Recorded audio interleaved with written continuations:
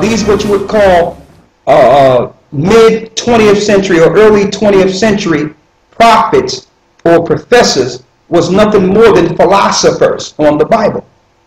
They wasn't teaching precept and teaching you who the people of the Bible are. We're going to show you what the mark of the beast is. So whatever we thought it was is not going to matter once we prove what it is. Okay? We're going to show you what the mark is. Read. St. Matthew, chapter 24, verse 3. Go ahead. And as he sat upon the Mount of Olives, the disciples came unto him privately, saying, Tell us, when shall these things be? And what shall be the sign of thy coming? What shall be the sign of thy coming? Read. And of the end of the world. And of the end of the world. What world? Esau's world.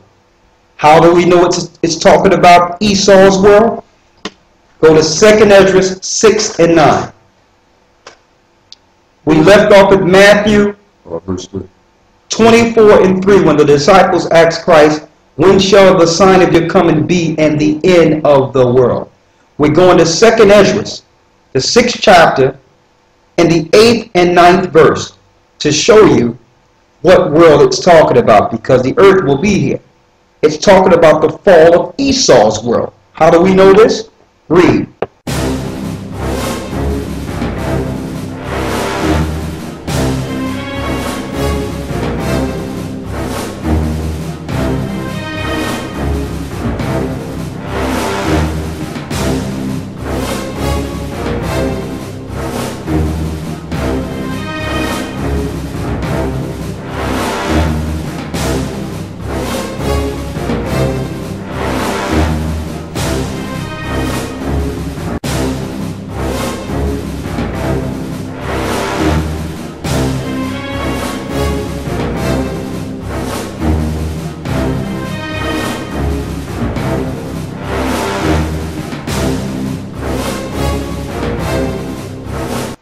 Second Ezra, chapter 6, verse 8. And he said unto me, From Abraham unto Isaac, when Jacob and Esau were born of him, Jacob's hand held first the heel of Esau. Jacob's hand held first the heel of Esau. The head is the top, the foot is the end. Read. Verse 9. For Esau is the end of the world. Esau is what? For Esau is the end of the world. Esau is the end of the world. Now read Matthew 24 and 3. And we're going to read, no, stay there. Read it. St. Matthew chapter 24, verse 3. As he sat upon the Mount of Olives, the disciples came unto him privately, saying, Tell us, when shall these things be? And what shall be the sign of thy coming and the end of the world? The disciples asked, when shall be the end of the world? Who is the end of the world? Read. 2nd Ezra chapter 6, verse 9. For Esau is the end of the world. That's how we know who Esau is today. Esau is the end of the world. He is the one that would be ruling at the end. What world? The world that the disciples is asking Christ, when will this world end and be the sign of your coming? Who was ruling when the disciples were asking this question? The Romans. Who are the Romans? Idumeans. Idumean is a Greek word for Esau or Edom. So it was talking about Edom's world. Read. And Jacob is the beginning of it that follows. And Jacob's rulership and power and dominion starts right after Esau's world falls, without separation. That signifies Jacob taking hold of Esau's heel. It's connected. It's without separation. No sooner as Esau fall, Jacob's dominion will start with Christ at the helm. Okay? Read. St. Matthew, chapter 24, verse 4. And Yeshua answered and said unto them, Take heed that no man deceive you. For many shall come in my name, saying, I am Christ, and shall deceive many. Many shall come in Christ's name, saying they're Christ. That's Christians. Christians, the biggest deception to turn people to Satan was Christian followers. So the Jewish people, in order to deceive you, they financed the Christianity we are learning today. to move everyone into the New Age movement, which is the belief that we are all gods and that there is no real God. That's why Christianity was instituted, and it was funded by the Jewish powers. Many shall come in my name, saying, I am Christ, and shall deceive many. That's Christians. Millions have been deceived through that European Christianity we see today, that have deceived the whole earth. Read. Verse 6. And ye shall hear of wars and rumors of wars. Hear of wars and rumors of wars. That was talking about the time we live in today. We're in a war, and now you're hearing about another war. Each day, it don't just surprise anyone to hear about another war. It's just like hearing any news, like what the weather is tomorrow. It's like hearing sunshine. Wars is a natural part of news now. Wars and rumors of wars. Read. See that ye be not troubled, for all these things must come to pass, but the end is not yet. The end is not yet. Read. Verse 7. For nation shall rise against nation. That's nationality against nationality. That's race wars. That's being fueled by the Jewish powers today. See, Christ understood what they would use to divide the people. So since he knew this, he said, listen, look out for these things.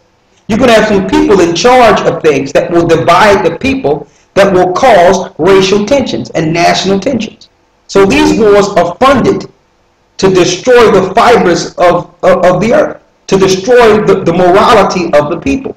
Who's doing this? Who's funding this? Read. For nation shall rise against nation, and kingdom against kingdom. That's one empire against another empire. Who's funding this? The EU is funding this. What source or resource is there using to control the earth? The money. Who's controlling the money?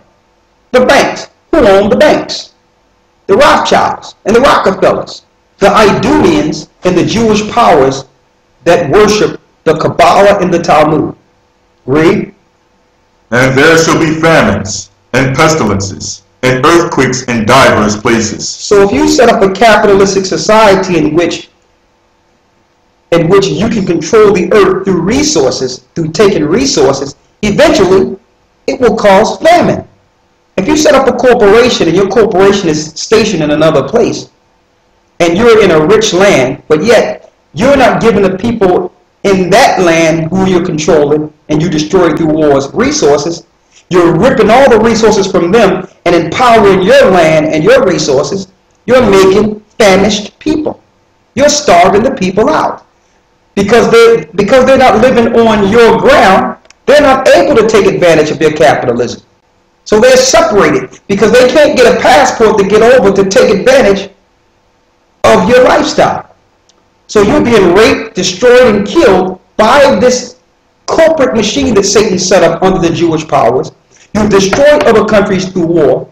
You're raping the resources, and then you're not letting the people in the country that you're raping benefit from the resources. You're bringing it into your country. That causes famines. And you know what? They got a game for that too. They can, you know what? They can get paid off of that too. No sooner they see a famished child, they'll bring the cameras in. They'll bring the cameras in and show a cute little kid that's poor, that they made poor. And then they will publicize that for sympathy to you. And you being raped with zero money yourself, you will still have enough sympathy to send money back to these people who will never get it. So they get paid on both sides because they control the finances in the banks and the trade of money.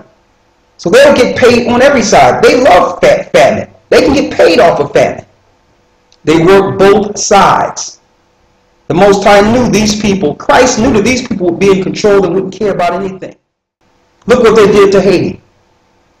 Bill Clinton and George Bush pops out of nowhere and say, listen, don't send food, don't send rations, don't send clothing, don't send medical supplies, send money. Most effective way for Americans to help the people of Haiti is to contribute money. That money will go to organizations on the ground and it'll be who will be able to effectively spend it. I know a lot of people want to send blankets or water. Just send your cash. Read. Verse 8. All these things are the beginning of sorrows. All these things are the beginning of sorrows. Whose sorrows? Our sorrows. Because these things are aimed towards a people. These acts that the Jewish powers and Amalek have constructed within the earth is aimed towards exterminating the woman's seed. Read. Verse 9. Then shall they deliver you up to be afflicted. Here's the next thing. Those that belong to Christ as teaching truth, understand that you will be delivered up. Read. And shall kill you. And people will be martyred in this time for truth. That will happen. We must prepare ourselves to understand that death is part of this work.